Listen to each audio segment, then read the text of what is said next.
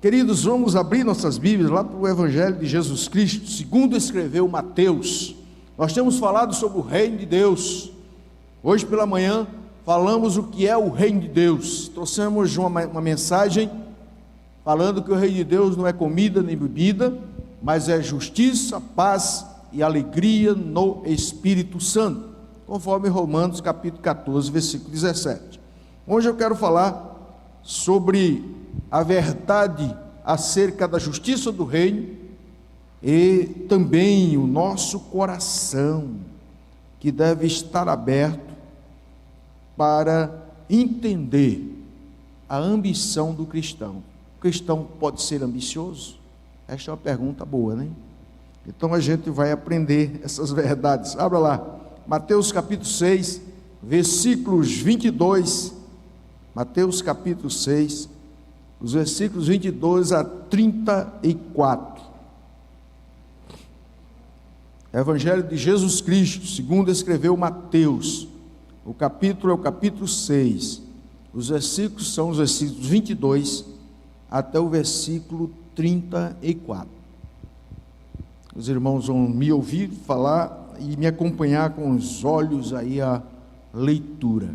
Evangelho de Mateus é o primeiro livro do Novo Testamento. E a gente tem aí esta palavra de Cristo. Sabemos que estes versículos, esse capítulo de 5, 6 e 7, Jesus Cristo estava no Sermão do Monte. Estava no Sermão do Monte trazendo esta palavra. Versículo 22. São os olhos lâmpada do corpo. Se os teus olhos forem bons, todo o teu corpo será luminoso. Se, porém, os teus olhos forem maus, todo o teu corpo estará em trevas. Portanto, caso a luz que é em ti há sejam trevas, que grandes trevas serão. Ninguém pode servir a dois senhores, porque o há de aborrecer-se de um e amar ao outro, ou de devotará um e desprezará ao outro. Não podeis servir a Deus e às riquezas. Por isso vos digo, não andeis ansiosos pela vossa vida, quanto ao que haveis de comer ou beber, nem pelo vosso corpo, quanto ao que haveis de vestir. Não é a vida mais do que o alimento, e o corpo mais do que as vestes? Observai as aves do céu, não semeiam, não colhem, nem ajuntam em celeiros, contudo vosso Pai Celeste as sustenta. Porventura não valeis vós muito mais do que as aves? Qual de vós, por ansioso que esteja, pode acrescentar um côvado ao curso da sua vida? E por que andais ansiosos quanto o vestuário? Considerai como crescem os lírios do campo, eles não trabalham nem fiam. Eu, contudo, vos afirmo que nem Salomão, em toda a sua glória, se vestiu como qualquer dele. Ora, se Deus veste assim a erva do campo, que hoje existe e amanhã é lançada no forno, quanto mais a vós outros, homens de pequena fé. Portanto, não vos inquieteis dizendo: que comeremos, que beberemos, ou com que nos vestiremos? Porque os gentios é que procuram todas estas coisas, pois vosso Pai Celeste sabe que necessitais de todas elas. Buscai, pois, em primeiro lugar o reino de Deus e a sua justiça, e todas estas coisas vos serão acrescentadas. Portanto, não vos inquieteis com o dia de amanhã, pois o amanhã trará os seus cuidados. Basta a cada dia o seu próprio mal.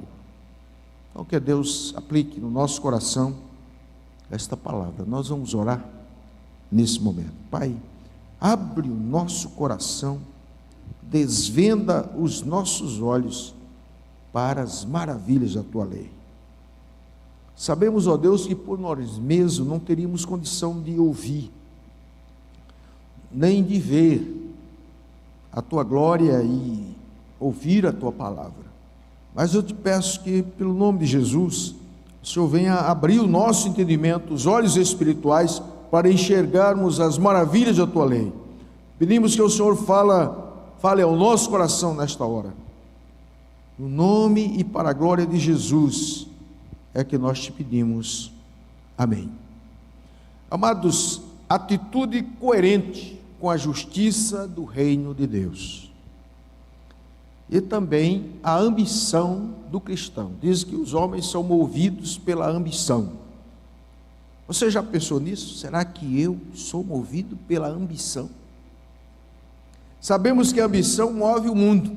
Esta é uma realidade que a gente tem visto em todos os momentos. Será que nós somos ambiciosos? É uma pergunta retórica. Você vai analisar no seu coração. A palavra ambição significa, esta palavra, eu não tirei do texto lido, mas o texto trata basicamente deste assunto, a ambição. A palavra vem do latim, ambitionis, que significa solicitação, pretensão, desejo, lisonja, pompa, Fausto. Trazendo uma explicação, podemos dizer, desejo veemente de poder ou do que dá superioridade, avidez, cobiça, grande desejo de realizar ou atingir algo, uma aspiração. Portanto, como lidar com a ambição? Se fomos chamados para viver no reino de Deus. Então esta é um assunto importantíssimo que a gente precisa colocar no nosso coração e trazer as verdades concernentes às Escrituras, aquilo que Deus orienta no que diz respeito à ambição. Jesus falou sobre a ambição do cristão na escolha dos dois tesouros, ou acumulando aqui na terra, o outro, um é acumulado aqui na terra, o outro é acumulado no céu. Os dois tesouros. Então, você e eu, todos nós, todos que são cristãos, precisam entender isso, precisam saber a este respeito, né? Que tesouro estou acumulando? Será o tesouro do céu ou o tesouro aqui da terra? Nós sabemos que um é efêmero, passageiro, e o outro é eterno. O Sermão do Monte também trata dos insistentes convites de Jesus nas duas esferas. O chamado para sermos diferentes da cultura popular, a cultura do mundo, e diferentes da hipocrisia religiosa. Está aí dos versículos 1 a 18 desse capítulo, está tratando sobre isso. Também diferentes do materialismo, do irreligioso. Dos versos 19 a 34, fala exatamente deste pensamento materialista. Embora do coração de cada um de nós, às vezes a gente não tem a pretensão, ou, vamos dizer assim, a intenção positiva, mas às vezes velada é uma realidade, essa questão da ambição, do desejo de ter coisas, de possuir posição. Não é que a Bíblia está condenando que você não deve lutar pela vida e crescer. A minha intenção é que todos os jovens aqui cheguem ao doutorado, pós-doutorado, mas nem todo mundo vai chegar. Faça o seu curso, seja bem sucedido, mas haja no coração a verdade primeira e única, que é o reino de Deus e a sua justiça. Embora no começo do capítulo fossem principalmente os fariseus que estavam na mente de Jesus, agora é o sistema de valores dos gentios que ele nos incita a renunciar. Então é preciso que a gente pense nisso. Será que eu estou pensando apenas nos valores dos gentios? Então é muito importante. Jesus coloca alternativas diante de nós em cada estágio. Este tópico coloca-nos diante da grande urgência da nossa geração. À medida que a população do mundo continua aumentando assustadoramente, com mais de 7 bilhões, somos mais de 7 bilhões de habitantes no mundo, e os problemas econômicos, eles se avolumam nas nações e se torna cada vez complexo essa situação. Os ricos continuam ficando mais ricos e os pobres mais pobres. Então isso é uma verdade, uma realidade, né? Ainda que haja uma luta para que todo mundo seja de igual, não existe, na verdade, na prática, desde os primórdios da existência humana, sempre houve rico e sempre houve pobre. Não existe essa questão da igualdade.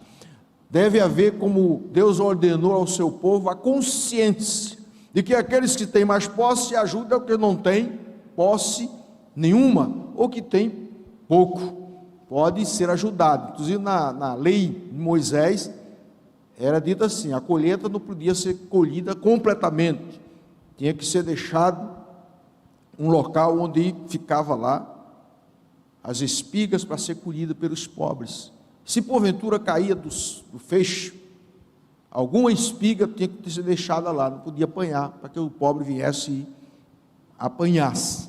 Então é muito importante que a gente veja por este prisma, não podemos mais fechar os olhos diante destes fatos, é uma realidade.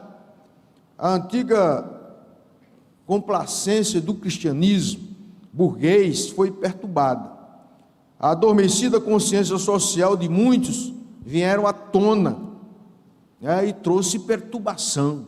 Eu tenho que ajudar alguém, eu tenho que ajudar o pobre, eu tenho que ajudar o necessitado, e muitos correram atrás, pensando que pelo fato de ter esse tipo de justiça, iria obter de Deus algum resultado para a salvação, e na verdade, o reino de Deus, ele é conquistado pela justiça de Cristo e não pela nossa justiça. Nós vimos isso hoje pela manhã.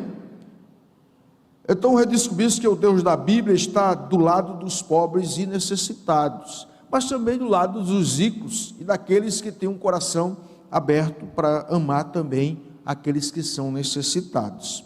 Os cristãos responsáveis sentem-se desconfortáveis quando pensam na sua abundância e pensam na pobreza. Tem uma mesa farta, mas tem um pobre que não tem nada para comer hoje. Então a gente precisa pensar nisso também e abençoar. O nosso coração deve ser um coração beneficente, que abençoe pessoas. Vai orando, Deus vai mostrando isso. Estamos procurando desenvolver um estilo de vida simples, às vezes, para que possamos assim ajudar outras pessoas.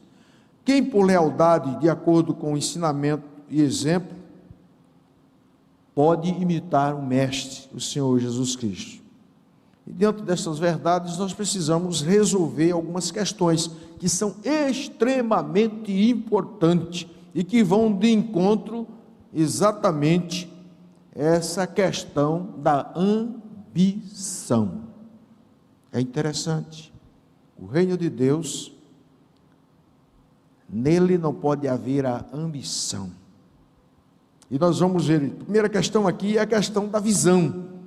O versículo 2, 23, 22, 23 diz: são os olhos a lâmpada do corpo. Se os teus olhos forem bons, todo o teu corpo será luminoso. Se porém os teus olhos forem maus, todo o teu corpo estará em trevas. Portanto, caso a luz que em ti há sejam trevas, que grandes trevas serão. Jesus passa do comparativo, a comparativa durabilidade dos dois tesouros, para o benefício relativo às duas condições. O contraste agora é entre uma pessoa cega e uma pessoa que enxerga, que tem visão. E consequentemente, Jesus já está falando entre as trevas, sobre as trevas e luz. que eles respectivamente são os olhos lâmpada para o corpo. Quase tudo que o corpo faz depende da capacidade de enxergar. Não é isso?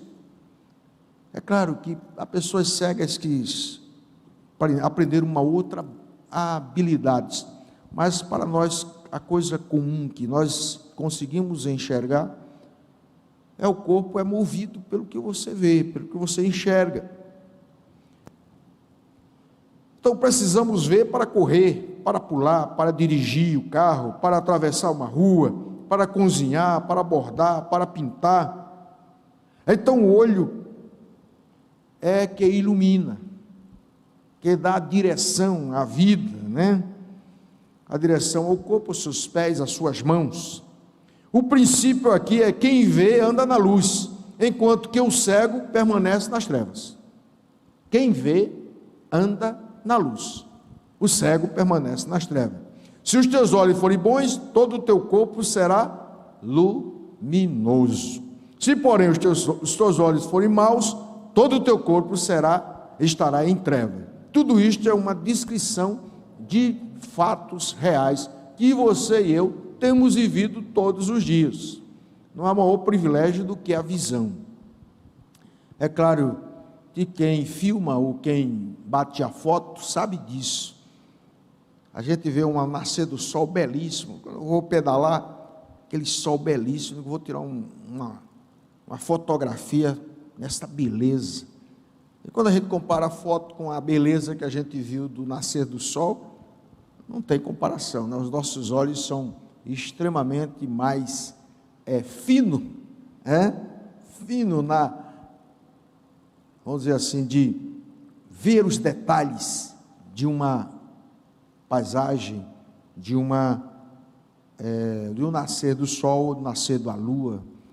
A gente tem mais coisa fina dos nossos olhos. Tudo isto é uma descrição para que a gente possa verificar, mas há uma metáfora aqui, e a metáfora com bastante frequência. O olho na escritura é equivalente ao coração, isto é, colocar o coração e fixar os olhos em alguma coisa, são nas escrituras sagradas como se fossem sinônimos. Um exemplo será suficiente. No Salmo 119, no versículo 10, a palavra diz assim, Salmo 119, versículo 10, de todo o coração te busquei, não me deixes fugir aos teus mandamentos. E no versículo 18 desse mesmo capítulo diz, desvenda os meus olhos para que eu contemple as maravilhas da tua lei.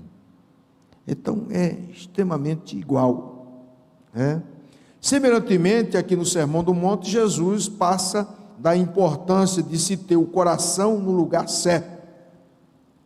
O versículo 21, para que a importância deve-se ter os olhos bons e sadios, os olhos no sentido do coração.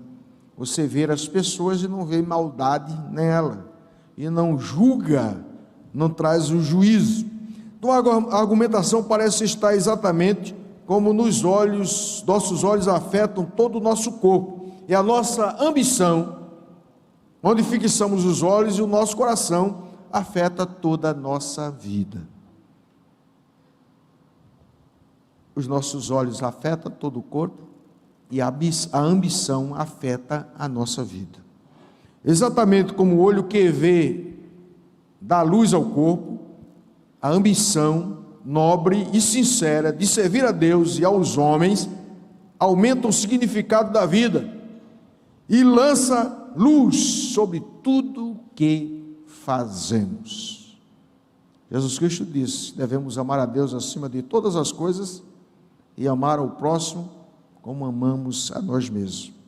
Eu repito, exatamente como a cegueira leva às trevas uma ambição ignóbil e egoísta, por exemplo, a juntar tesouro para si mesmo, sem o propósito de abençoar outras pessoas, faz-nos também mergulhar em trevas morais e reais. Ficamos intolerantes, desumanos, grosseiros, despojando da vida do principal significado, que era amar a Deus acima de todas as coisas e amar o próximo como a gente ama a nós mesmos. Tudo é uma questão de visão. A gente olha e diz, aquele não dá para a gente abençoar. Ao invés disso, vamos perguntar ao Senhor, será que dá para a gente abençoar aquela pessoa? Então a nossa visão tem que estar aprumada com aquilo que o Senhor nos orienta. Ao amor ao Senhor e ao amor também ao próximo. Então, queridos, a questão da ambição é decisiva em todos os detalhes da nossa vida. E a gente precisa prestar atenção a isso. A segunda questão é a questão das riquezas. Versículo 24. Ninguém pode servir a dois senhores, porque ou há de aborrecer-se de um e amar ao outro, ou se devotará a um e desprezará ao outro. Não podeis servir a Deus e às riquezas. Jesus explica agora que além da escolha entre os dois tesouros, onde vamos ajuntá-los, e entre duas visões, onde vamos fixar os nossos olhos, jaz uma escolha ainda mais básica. E a escolha é entre dois senhores. A quem vamos servir?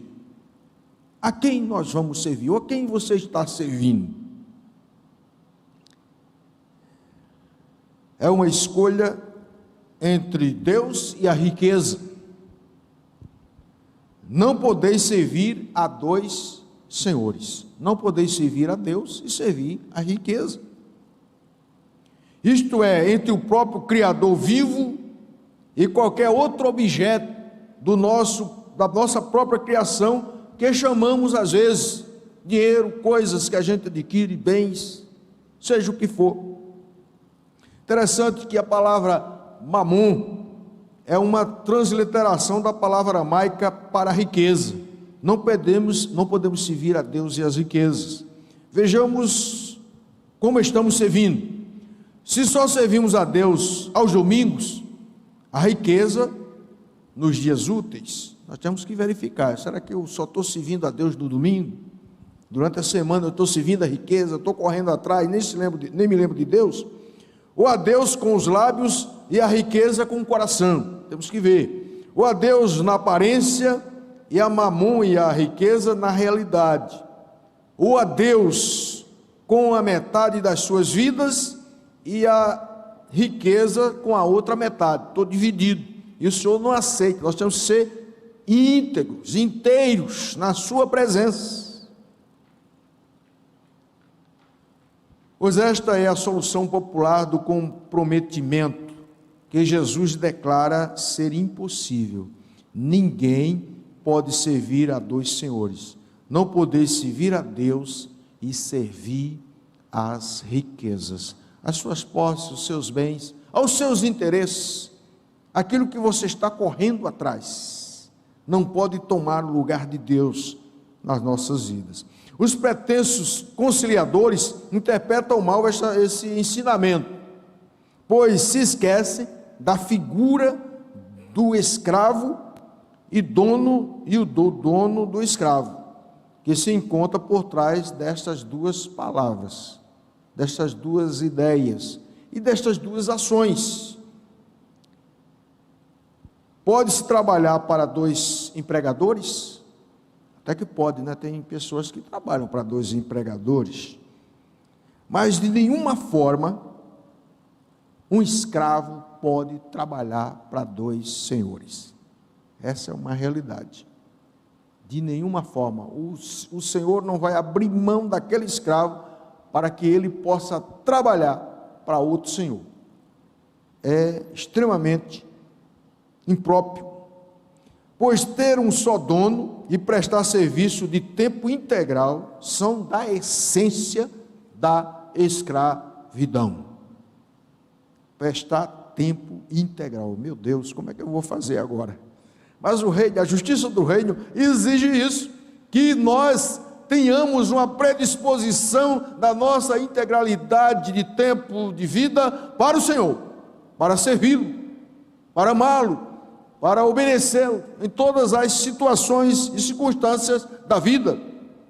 Pois ter um só dono é algo extraordinário, porque o Senhor nos libertou do império, das trevas, que era o nosso dono, era Satanás, mas o Senhor nos libertou e nos trasladou, nos transportou para o reino do Filho do seu amor. Agora pertencemos a outro dono, que é o Senhor Jesus Cristo. Isto simplesmente porque Jesus é Deus. Ele disse: eu sou o Senhor, este é o meu nome, a minha glória, pois não darei a outrem. Então o Senhor não dá glória a ninguém. Isto é lá em Isaías 42. Então tentar dividir a nossa lealdade é optar pela idolatria. Às vezes a gente inconscientemente está idolatrando. Não, eu corro atrás dos meus negócios e abdico os interesses de Deus. Eu corro atrás das minhas coisas e deixo as coisas de Deus de lado. Eu corro atrás daquilo que eu quero ser, de ter um bom nome no ramo dos meus estudos, da minha empresa, do meu trabalho, e esqueço de Deus. E quando a gente coloca Deus de lado, a gente começa a pisar com as pessoas, para subir e chegar àquela posição, galgar aquela posição que a gente está interessado em galgar. Então é preciso que a gente tenha cuidado. Então o nosso coração vai ter sempre esta luta: eu devo servir a riquezas ou servir a Deus? Então você tem que verificar esta ambição no seu coração. Quem serve as riquezas não serve a Deus. No seu coração, tudo aquilo que te leva a um ponto tal que você se dedica integralmente, e coração dividido com Deus, você já perdeu, está servindo aquela coisa ou aquela pessoa, é um ídolo na sua vida. Então temos que ter cuidado. A terceira questão é a questão da ambição. Portanto, devemos começar a relacionar-se, aqui dos versículos 25 a 34, vamos ler. 25 a 34, é bom a gente ler novamente. Vamos ler, todo mundo? Abra aí. 25 a 34, a uma só voz. Vamos dizer: por isso vos digo, não se dose de vossa vida, quanto ao que haveis de comer ou beber, nem pelo vosso corpo, quanto ao que haveis de vestir. Não é a vida mais do que o alimento, e o corpo que as vestes? Observai as aves dos céus, não semeiam, nem colhem, nem ajuntam em celeiro, contudo o vosso Pai Celeste as sustenta. Porventura não valeis vós muito mais do que as aves? Qual de vós, por ansiosos que esteja, pode acrescentar um côvado ao custo da sua vida? E por que andais ansiosos quanto a vosso vestuário? Considerai como crescem os lírios do campo, eles não trabalham nem fiam. Eu, contudo, vos afirmo que nem Salomão, em toda a sua glória, se vestiu como qualquer dele. Ora, se Deus veste assim a erva do campo, que hoje existe e amanhã é lançada no forno, quanto mais a vós outros, homens de pequena fé. Portanto, não vos inquieteis dizendo: que comeremos? Que beberemos? Que vestiremos? Porque os gentios é quem procuram todas estas coisas, pois vosso Pai Celeste sabe que necessitais de todas elas. Buscai, pois, em primeiro lugar o reino de Deus e a sua justiça, e as demais coisas vos serão acrescentadas.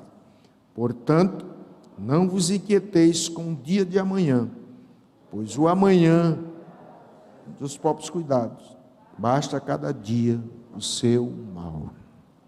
Amados, portanto devemos começar, porque esse texto começa por isso aí, antes de Jesus convocar, ele diz por isso.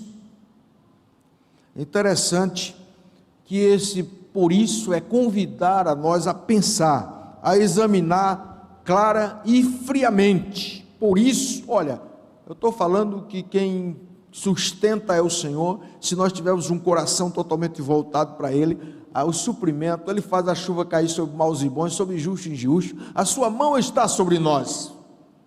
Por isso, aí ele diz, por isso, vos digo, não andeis o quê? Ansiosos. Não andeis ansiosos. Então ele convida a reflexão, fazer uma reflexão aqui. Ora, eu estou vivo, eu tenho comida lá em casa, eu tenho o meu trabalho, estou ganhando o meu salário, pouco ou muito, mas estou ganhando. Eu estou tendo roupa para vestir, calçado, eu tenho o suprimento para uma vida simples, comum, sem problema nenhum. E por que você está andando ansioso? Deus não está suprindo? Esta é a verdade da justiça do reino, para que a gente tire a nossa aspiração cotidiana de todas as coisas, na vida ordinária, a gente começa a enxergar um Deus que está suprindo, um Deus que está trazendo a provisão para nós. Mas eu estou desempregado. Passou fome algum dia? Deus está suprindo. De qualquer forma, Deus está suprindo. Então Jesus convida a exatamente pensar, refletir sobre isso. Queremos acumular tesouros? Para quê? Então, qual os dias das suas possibilidades, ou qual das duas possibilidades é mais durável? Ser rico aqui na terra ou ser rico no céu? E às vezes a gente escolhe ser rico aqui na terra. Possuir muitos bens. Eu não sou contra possuir riquezas, amados. Nós não podemos colocar o coração nas riquezas. Nós temos que nos colocar inteiramente diante do Senhor, porque o reino de Deus é mais rico do que todas as coisas. Ele é eterno. É aquela expressão que está nas Escrituras Sagradas. Nu vim para este mundo e nu voltarei. Não tem jeito, você deixa tudo aqui. Se fosse possível levar todas as barras de ouro que você tem guardada, mas não é, fica tudo, né? Aí eu fico pensando o seguinte: o indivíduo acumula muitos bens em muitos anos e esquece de fazer o que é importante, acumular tesouro no céu. Isto é que é importante, porque o tesouro do céu nos acompanhará por toda a eternidade. Então, queridos, nós queremos ser livres e objetivos em nossas atividades, queremos servir ao melhor dos senhores. Quem é o melhor dos senhores? É o Senhor Jesus ou as riquezas? Os seus bens, os seus negócios, o seu desejo de subir na vida. Eu digo isso porque o nosso interesse hoje, a gente não pensa muito no reino de Deus, a gente não pensa. Se meu filho vai ter um chamado para o ministério, Deus me livre. A gente diz assim: Deus me livre, eu quero que ele seja médico, seja um engenheiro, seja agente de posse, nunca um missionário. Então a gente que diz isso, a gente corre atrás o quê? No nosso dia a dia: meu filho tem que fazer aquele curso que está dando dinheiro, quer ganhar dinheiro. Então essa é a possibilidade, essas são as nossas intenções. Às vezes o menino nem dá certo para ganhar, para ser aquele curso, e a gente empurra, para que ele seja exatamente aquilo. E há muitos jovens frustrados por causa disso. Amados, saibam que apenas depois que tivermos assimilado em nossas mentes a durabilidade comparativa dos dois tesouros, o tesouro corruptível e incorruptível, o que vai para ficar aqui, o que vai lhe acompanhar para o céu. Depois que a gente faz essa comparação entre Deus e a riqueza, estaremos prontos para fazer a escolha. Qual é o melhor? Eu quero o quê? Eu quero Deus. É só depois que tivermos feito a nossa escolha, o tesouro celeste, a luz de Deus, ou a luz Deus, né? Tesouro celeste, a luz Deus, estaremos preparados para ouvir as palavras que vão agora em sequência. Então, depois dessa reflexão, aí vem aquilo que Jesus está dizendo. Por isso, vos digo como deveis se comportar. Não andeis o que ansiosos pela vossa vida, nem pelo vosso corpo. Buscai, pois, em primeiro lugar o reino de Deus e a sua justiça, e as demais coisas vos serão acrescentadas. Não ficaremos ansiosos sobre um deles, já que o rejeitamos. É claro, se eu rejeito inteiramente as riquezas, o andar cego por aí, então eu vou optar por Deus, pela luz e pelas riquezas do celeste, as riquezas do céu. Ao invés de nos perdermos em nossas próprias preocupações, buscaremos em primeiro lugar aquilo que interessa a Deus e não do nosso interesse. Qual é o interesse de Deus? É o seu reino, é a sua justiça. A linguagem de Cristo sobre a busca tem uma comparação com a realidade do que buscam os gentios, aqueles que não são de Deus, aqueles que não servem a Deus, que não têm uma vida piedosa. Introduz nossa questão da ambição. Nesse momento, nós estamos correndo atrás do quê? Em primeiro lugar. É uma pergunta retórica. Você responde no seu coração. Qual é o meu maior interesse? Eu de manhã eu não faço mais nada, eu corro para quê? Primeiramente. Eu penso em quê? Primeiramente. O nosso comprometimento está exatamente nestas questões, porque aí nós definimos o modo de vida que nós queremos viver. Se é para a glória de Deus, ou é apenas para glorificar o nosso nome. Jesus considerou que todos os seres humanos buscam alguma coisa. Ele considerou todos os seres humanos buscam alguma coisa. Não é natural que as pessoas fiquem à deriva. Eu não sei o que quero e tal. Você vai chamar ele de bobão. Você tem que saber o que quer. Não é isso?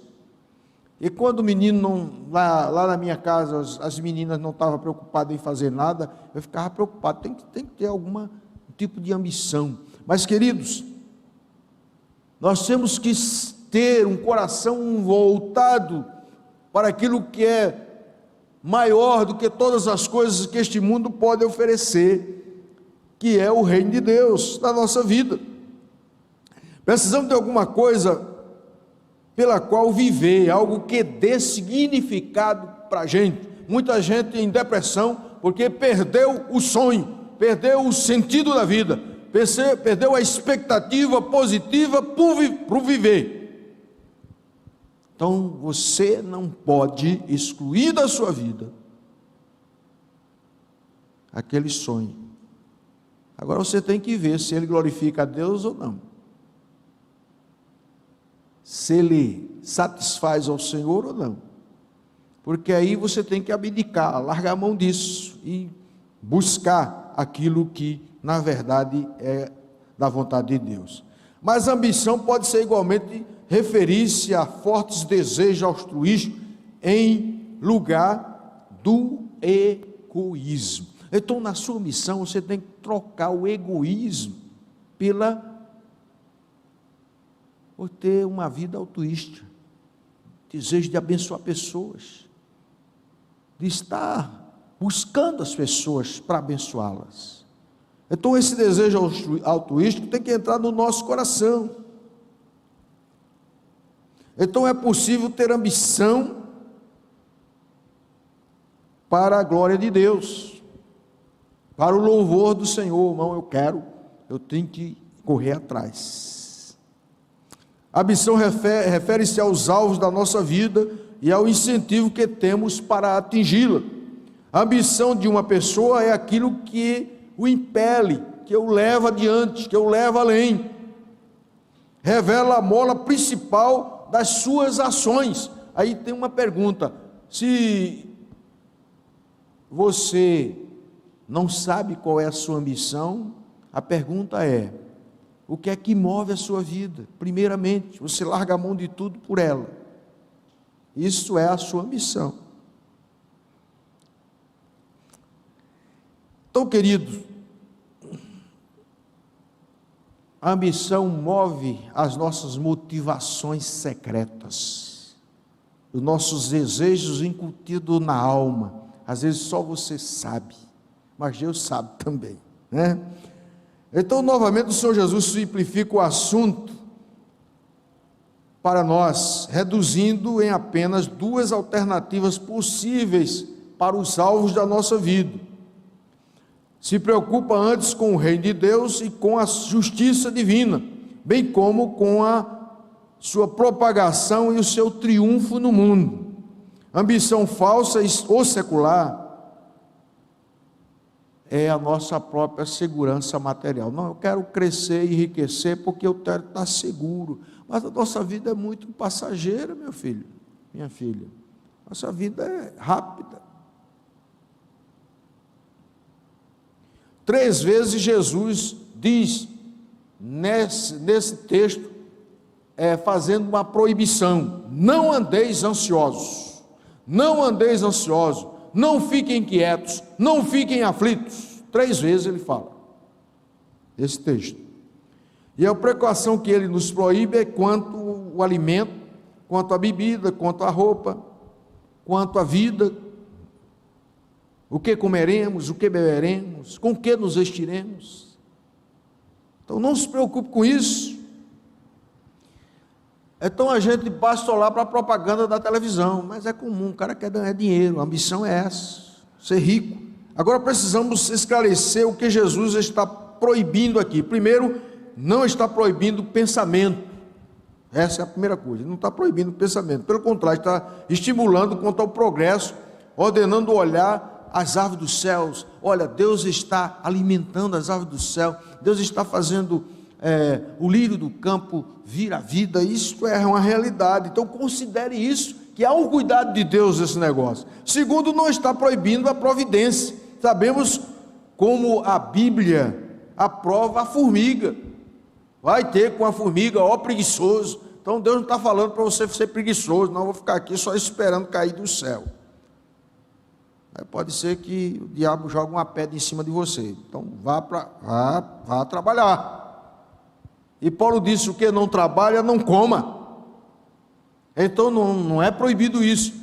A proibição é para você não colocar isso em primeiro lugar na sua vida e fazer disso um Deus, algo que você está adorando. Que Jesus proíbe não é raciocínio nem a providência, mas a preocupação ansiosa e doente. O que vai acontecer agora? O que vai acontecer? Meu Deus, o que vai acontecer? Olha, eu não sei, eu vou no guarda-roupa, eu tenho 300 roupas, meu Deus, eu acho que está faltando roupa, vou ter que comprar. Aí vai comprar no cartão de crédito. Meu sapato, tem uns 100 sapatos, meu Deus, eu tenho que comprar sapato. A geladeira está cheia, a despensa também. E aí, o que eu vou comer amanhã? Meu amigo, meu irmão, Deus, Ele tem provido cada uma das nossas necessidades. Imagine viver como viveu Elias, que não tinha alimentação nenhuma. Deus mandou ele para um ribeiro, ele ficou lá e os corvos vinham para alimentá-lo. Secou o ribeiro, aí Deus disse: vai para Serepta, que tem uma viúva que vai te ajudar. Eu acho no pensamento, eu fico imaginando, o pensamento de Elias era que, olha, aquela viúva é rica, ela vai, lá tem pão com abundância, eu vou comer muita coisa. E, na verdade, chegou lá, a viúva disse o quê? Olha, eu tenho só um pouco de farinha e um azeite na botija, um pouquinho de azeite, vou fazer um bolo para mim e meu filho, já peguei uns gravetos aqui para fazer o fogo e vou preparar, comer e morrer. E Elias disse: faça primeiro para mim, não vai faltar nem azeite na botija, nem farinha no sacola. Deus é quem provém, queridos. Ele é quem provê todas as coisas. Então, vamos ter bom senso. Largue a ansiedade em nome de Jesus. Ansiedade é falta de fé, não crer num Deus poderoso, provedor, que sustenta a nossa vida, que nos escolheu antes da fundação do mundo. Ele vai nos deixar morrer de fome. Davi disse: eu fui moço e agora sou velho, nunca vi um justo desamparado, nem a sua descendência mendigar o pão. Então está muito claro, a preocupação é incompatível com a fé. Não podemos, na verdade, comparar com a fé.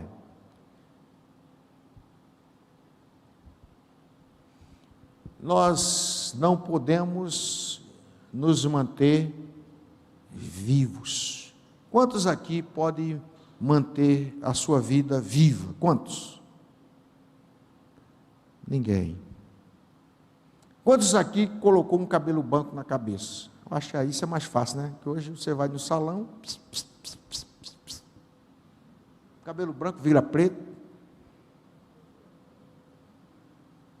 Eu tinha uma senhora que ela cortou o cabelo bem curtinho, depois pintou de vermelho. Eu me lembrei de uma música de criança que dizia assim: curupira dos olhos de fogo, cabelo vermelho, pula, canta e ri. Cabelo vermelho. Então você muda o cabelo, mas você não muda a vida. Eu queria crescer mais. Os baixinhos dizem: olha, eu estou com uma perna aqui balançando aqui sentando nesses bancos da igreja, fico balançando. Eu queria ser maior. Não é isso? Mas você não pode crescer nada. Deus é quem cuida do corpo, cuida da vida. Ele tem cuidado de nós. Por isso, amados, não andeis ansiosos de coisa alguma. Comer, vestir, calçar, mas se coloque diante de Deus pela sua vida para a eternidade. Então Deus está interessado em que nós tenhamos um coração voltado inteiramente para servi-lo de forma integral, de forma completa, de amá-lo de todo o nosso coração, de fazer a sua vontade, de estar tendo o Senhor em primeiro lugar na nossa vida, a sermos submissos ao Senhor em todas as coisas. Você verá que muitas coisas vão acontecer boa. Por isso muito crente aí infeliz. O cara é crente, para seu nome está no reino do céu, mas aquela cara feia, triste, porque está correndo com a missão errada, por esta vida, por as coisas daqui. Você vai morrer, você vai morrer, você vai morrer, como eu. É só 70 anos, 80 anos, 90. Nós temos uma eternidade, que o Senhor diz que 1000 anos é aos olhos de Deus como o dia de ontem que se foi. Passou. 1000 anos é como o dia de ontem que se foi, como a vigília da noite, passa rapidamente. Então nós estamos sendo preparados para a eternidade e correndo com a missão pelas coisas desta vida. Por isso o Evangelho é uma contracultura. O reino de Deus é contra estas coisas. Você não tem que amar a riqueza, os seus bens, os seus olhos têm que estar postos no céu, nas coisas eternas, nas coisas que vale a pena gastar o nosso tempo.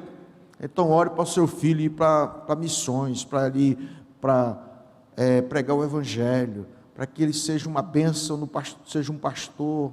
Então ore. Não, mas vamos fazer primeiro um curso de medicina para poder ele ser pastor. Ele não vai. Então, amados, prioridade com comprometimento. Esta é a verdade.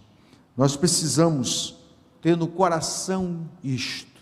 O reino de Deus tem que ser buscado em primeiro lugar. Isso é quem deve mover as nossas ambições, os nossos desejos, contido no nosso interior, no nosso íntimo, no nosso coração. Isso deve mover a nossa vida, porque estamos aqui como representantes do céu para levar adiante essa mensagem a outras pessoas.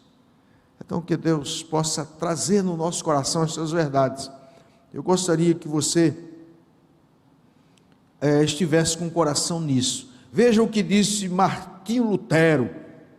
Ele disse isso com muita beleza. Ele disse: ele está fazendo das aves nossos professores e mestres, e uma grande e permanente vergonha para nós o fato de, no Evangelho, um frágil pardal se torna teólogo e pregador para o mais sábio entre os homens. Portanto, sempre que você ouvir a voz de um rouxinol, está ouvindo um excelente pregador. Ele está vivo, está mantido, porque Deus quer assim. É como se ele estivesse dizendo: eu prefiro estar na cozinha do Senhor. Ele fez o céu e a terra, e ele mesmo é o cozinheiro e o anfitrião. Então, ele está suprindo as minhas necessidades. Todos os dias ele aumenta e nutre inúmeros passarinhos com a sua mão. Todos os dias ele faz crescer as plantas, as árvores. Ele dá sustento à vida. O mundo se move por causa da sua liderança, por causa do seu poder, porque ele é quem tem nas mãos tanto o mundo inteiro como a vida de todos os homens, animais que existem na face da terra. Seja o ínfimo, unocelular ou macrocelular, das baleias, o elefante, rinoceronte. Creio que um dos peixes maiores seria a baleia, mas também temos o tubarão-baleia, que chega a 18 metros, mas Deus sustenta. Então, queridos, nós temos que descansar no Senhor. Spurgeon disse o seguinte: maravilhosos lírios, como vocês aprovam o nosso tolo nervosismo. Vocês reprovam o nosso tolo nervosismo, porque é tolice. Você pertence ao Senhor. Amém? Então, que Deus coloque no nosso coração estas verdades, e que a nossa ambição seja o reino de Deus.